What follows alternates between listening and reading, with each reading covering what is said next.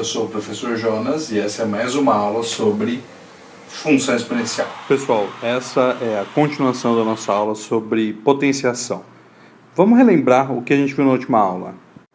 A gente viu a definição por recorrência da exponenciação. E a gente também viu que essa definição dá no mesmo que escrever que a elevado a n é a vezes a n vezes, com a vantagem de que a gente não usa as reticências. Quem fez o PDF viu também essas propriedades aqui, que são muito importantes, tá? A propriedade 1 e a propriedade 4, ela vai falar sobre o sinal da nossa exponenciação. Bom, primeiro a propriedade 1, ela fala o seguinte, que a elevado a p é sempre maior que zero quando o p for um número par, independente do sinal da base, independente do sinal de a. Então, tanto o número negativo elevado a um expoente par, quanto o número positivo elevado a um expoente par, a gente sabe que é positivo. Então, se eu perguntar para vocês, menos π elevado a 500, vai ser positivo ou negativo? É positivo, porque 500 é par. E se aqui fosse 501? Seria negativo, tá bom? Quando o expoente é ímpar e a base é negativa, você mantém o sinal. Ele vai ficar negativo. A propriedade 2 e a propriedade 3 são bem tranquilas também. Fala que 0 elevado a n é igual a 0 e que 1 elevado a n igual a 1. Então, sempre que aparecer um 0 elevado a n, acabou, é 0. E 1 elevado a n é 1. A propriedade 5 e a propriedade 6, elas afirmam para a gente que a exponenciação é distributiva sobre a multiplicação e sobre a divisão. A utilidade vai ficar mais aparente nos exercícios, tá bom? Bom, agora a gente já lembrou o que a gente viu na aula passada, matéria nova. O que eu queria ver é essa propriedade aqui com vocês. Quando tem uma soma no seu expoente, você pode transformar na multiplicação das exponenciações. E só vamos dar uma ideia de por que a gente pode fazer isso usando aquela nossa definição ingênua da exponenciação. Então, aquele a elevado a m mais n, a gente pode escrever assim, ó. A vezes a m mais n vezes. Então, a gente pode pegar a primeira parte, que tem os m primeiros a's, e depois a segunda parte, que tem os n últimos a's. Isso vai dar a elevado a m vezes a elevado a n. Gente, é claro que isso aqui não é uma demonstração. Uma demonstração desse fato usa o princípio da indução finita, e eu não quero falar disso agora nessa aula. Então a gente vai deixar para um vídeo extra ou para um apêndice, tá bom? Vou mostrar como que a gente pode usar essa última propriedade que a gente viu, da soma no expoente, para resolver alguns exercícios. Vamos supor que eu fale o seguinte para vocês. Que você tem um número x, e x ao quadrado vale 4, e que x elevado à quinta é igual a menos 32. Aí eu pergunto para vocês, quanto é x elevado à sétima? É claro que dessa primeira equação aqui, como isso aqui é uma equação do segundo grau, o pessoal que lembra como faz Bhaskara já falaria, só pode ser 2 ou menos 2. E como x à quinta é menos 32, o único resultado possível é menos 32. Desculpa. O único resultado possível é x igual a menos 2. Então, é verdade, o x é igual a menos 2. Só que isso não responde à pergunta, né? Quanto vale x elevado à sétima? Então, várias vezes, você vai ter uma pergunta e vai ter elementos o suficiente para encontrar a resposta sem precisar achar o valor de x. Aqui é um exemplo de exercício assim, porque a gente pode fazer x elevado à sétima é igual a x ao quadrado vezes x à quinta. Então, x à sétima é 4 vezes menos 32, que é menos 128. Então, independente de saber o valor de x ou não, o resultado é menos 128. Um outro exemplo, um pouquinho mais complicado agora. Resolver esse sisteminha aqui de equações. Então, eu quero o valor de A e quero o valor de N. Como que a gente pode fazer? Aqui na equação 2, nessa segunda equação, a gente pode escrever A elevado a N mais 1 como A vezes A elevado a N. Então, é isso que eu vou fazer. Vai ficar A vezes A elevado a N igual a menos 27. Só que a gente já sabe que A elevado a N é 9. Então, A vezes 9 igual a menos 27. Daqui a gente tira que A é igual a menos 3. É só passar o 9 dividindo. Ok, A é menos 3. E a gente sabe que menos 3 elevado a N é igual a 9. Quanto que vale N? N aqui só pode valer 2, tá bom, gente? Então a solução desse nosso sistema é A igual a menos 3 e N igual a 2. Um exemplo um pouquinho mais fácil agora. Vamos supor que a gente quer calcular quanto vale 2 elevado a décima. Vira e mexe, chega uma conta assim, tá bom? Aí, o que a gente pode fazer? Pode ir multiplicando o 2. Então, 2 à primeira é 2. 2 ao quadrado é 2 à primeira vezes 2, que é 4. 2 ao cubo é 8. 2 à quarta é 16. 2 à quinta é 32. Ok, vamos supor que a gente cansou de fazer aqui no 2 à quinta, tá bom? A gente pode escrever 2 elevado a décima como 2 elevado a quinta vezes 2 elevado a quinta. Então vai dar 32 vezes 32. A gente faz a continha aqui do lado rapidinho. 32 vezes 32 dá 1024. Então, 2 elevado a décima é 1024. A propriedade da soma no expoente, se transformando no produto de duas exponenciais, ela dá origem a mais duas propriedades, que são essas propriedades 8 e 9 aqui. E por quê? Imagina que você vai fazer 2 elevado a 4. Você pode escrever isso aqui como 2 ao quadrado vezes 2 ao quadrado, usando a nossa propriedade 7, né? Ou ainda, a gente pode escrever como 2 ao quadrado. E 4 nada mais é do que 2 vezes 2, né? Ou a gente poderia ter feito 2 elevado à sexta, é 2 ao cubo vezes 2 ao cubo. Ou seja, 2 ao cubo ao quadrado.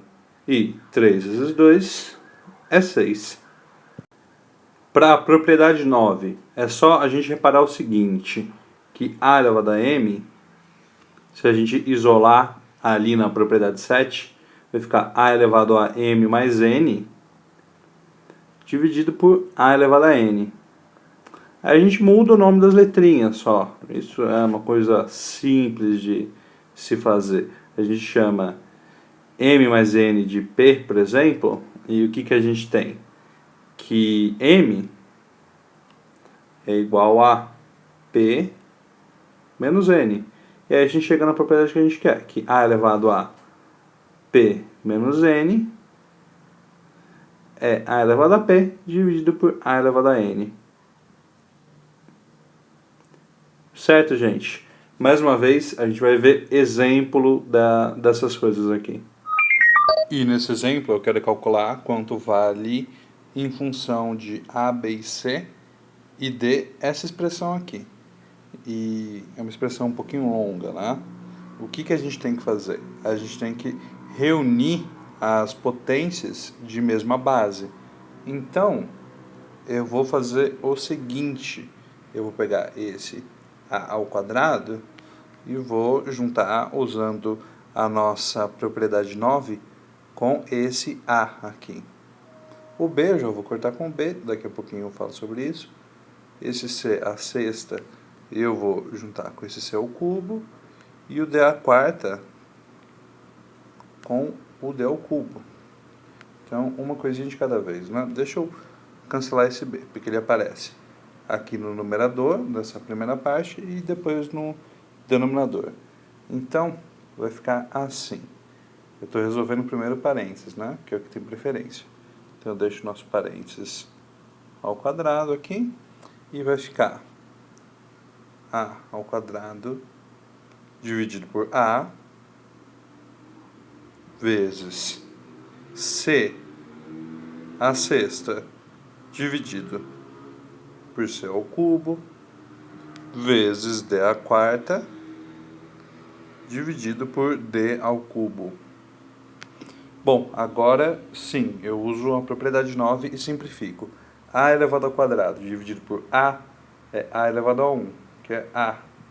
A elevado a sexta dividido por, c elevado a sexta dividido por c elevado ao cubo é c elevado a 6 menos 3. E d elevado à quarta dividido por d ao cubo é d à primeira, que é o próprio d. Então ficou a vezes c ao cubo vezes d ao quadrado. Agora eu uso a propriedade da aula passada, que eu posso fazer a distributiva da exponenciação. E isso vai dar a ao quadrado vezes c à sexta vezes d ao quadrado. Esse da FUVEST agora. Se 4 elevado a 16 vezes 5 elevado a 25 é igual a alfa vezes 10 elevado a n, quanto vale n? E a primeira coisa que a gente faz aqui é observar o seguinte. Aqui tem um 5, aqui tem um 10. Para recriar esse 10 aqui, eu vou precisar de um 2 aqui. Então, eu vou escrever 4 como 2 ao quadrado. E vai ficar 2 ao quadrado elevado a 16 vezes 5 elevado a 25 é igual a alfa vezes 10 elevado a n. Prosseguindo, 2 elevado ao quadrado elevado a 16, a nossa propriedade 8 fala que é 2 elevado a 2 vezes 16, que é 32, vezes 5 elevado a 25. Agora, eu poderia usar aquela propriedade da aula passada para transformar esse 2 e esse 5 em um produto, desde que as bases fossem iguais. O que eu vou fazer? Em vez de 2 elevado a 32, eu vou escrever o seguinte.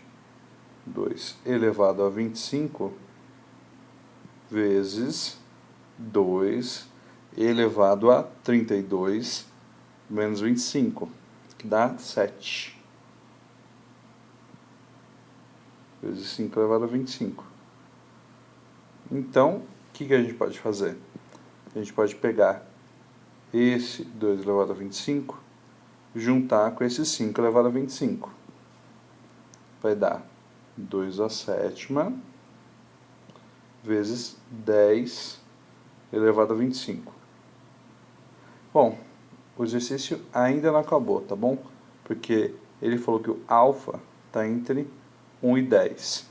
E a gente já escreveu essa expressão como 2 à sétima vezes 10 elevado a 25. O n não é 25, porque 2 à sétima não está entre 1 e 10.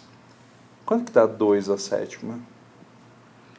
Aquela nossa tabelinha, lembra? Ela 2 à primeira igual a 2, 2 ao quadrado igual a 4, 2 à quinta é 32, 2 à sétima é 128. Então, isso aqui é 128 vezes 10 elevado a 25. Usando propriedade de vírgula e potência de 10, isso dá 1,28 vezes 10 elevado a 27. E por quê, né? Como que eu tirei essa propriedade de vírgula e potência de 10 da manga? Mas a vírgula estava aqui originalmente. Andei uma, duas casas para trás. Ela veio para aqui. Então, eu aumento 2 na potência de 10, porque eu andei duas casas para trás. Então, resultado final. N igual a 27, porque agora sim, o nosso alfa é 1,28, está entre 1 e 10. Beleza. Agora, nós vamos expandir o nosso significado de A elevado a B. Porque até agora a gente trabalhou com o B igual a 1, 2, 3, igual aos inteiros positivos. O que eu quero fazer agora com vocês é deixar o B pertencer aos inteiros. Então, eu também quero que B possa ser um número negativo. E o zero também. Também quero que B possa ser zero agora. E para começar, eu vou usar a nossa propriedade 8. A propriedade de 8 dizia o seguinte, que A elevado a M menos N era A elevado a M dividido por A elevado a N. Eu não falei nada antes, mas vocês acham que A elevado a N pode ser zero? Isso aqui pode ser zero? Olha, não pode ser zero, tá? O A não pode ser zero, porque se o A for zero, aí isso aqui vai dar zero. Então, tudo que a gente está falando a partir de agora é para A diferente de zero. Vou até anotar aqui para a gente não esquecer. A diferente de zero. Quando A for diferente de zero, eu vou querer definir o que significa A elevado a zero. E para isso, vou fazer assim. A elevado a zero é A elevado a 1 menos 1, que vai ser A elevado a primeira dividido por A elevado a primeira. Vamos seguir isso aqui. Vou puxar aqui para o cantinho. A elevado a zero. A elevado a 1 corta com A elevado a 1. A elevado a zero igual a 1. Então, todo número diferente de zero elevado a zero é igual a 1. E agora A elevado a menos N. Então, para terminar, eu quero que o N possa ser qualquer número negativo. Então, eu vou fazer M igual a 0. Isso vai dar o que para a gente? A elevado a 0 menos N é menos N. É igual a elevado a 0 dividido por A elevado a N. A elevado a 0 a gente acabou de calcular. Isso aqui é igual a 1. Então, vai ficar A elevado a menos N igual a 1 sobre A elevado a N, que vai ser a nossa próxima definição. Então, gente, seguindo as nossas propriedades 7, 8 e 9, a gente viu que a única forma consistente de definir a exponenciação para números inteiros não positivos, se a gente quiser seguir aquelas propriedades, é falar que A elevado a um número positivo, a um número negativo, é 1 sobre A elevado a N. Tá? E por que eu escrevi aqui trocado? Por que aqui eu coloquei 1 sobre A elevado a menos N? Porque aqui está 1 sobre A elevado a N, tá? Isso é só a forma da gente escrever, porque aqui eu já estou falando que o N é menor que 0. Então, A elevado a N já está negativo. Agora, rapidinho, só para a gente ter uma ideia do que está acontecendo. Se a gente for calcular 5 elevado a menos 1, vai ser 1 sobre 5 a primeira, 1 quinto, 0,2. Se a gente for fazer 2 terços elevado a menos 2. Esse aqui é um pouquinho mais complicado. Vai ficar 1 sobre 2/3 ao quadrado. Quanto que dá 2/3 ao quadrado, gente? Vou fazer aqui no cantinho. 2/3 ao quadrado. Eu posso usar aquela nossa propriedadezinha. Fica 2 ao quadrado, que é 4, dividido por 9. Então vai ficar 1 dividido por 4/9, né? Então, 1 dividido por 4/9. Isso é uma divisão de fração. A gente mantém a primeira fração, que é 1 sobre 1, e divide e multiplica pelo inverso da segunda. Então vai ficar 2/3 elevado a menos 2 igual a 9/4. Aí tem uma regrinha prática pra gente. Quando o expoente negativo tiver em uma fração, a gente inverte a fração. Então eu vou escrever isso aqui do ladinho para vocês. P sobre Q elevado a menos N é a mesma coisa que Q sobre P elevado a N. Gente, por hoje é só. Essa aula foi muito mais longa que a aula anterior. Vai ter bastante exercício esperando vocês no PDF.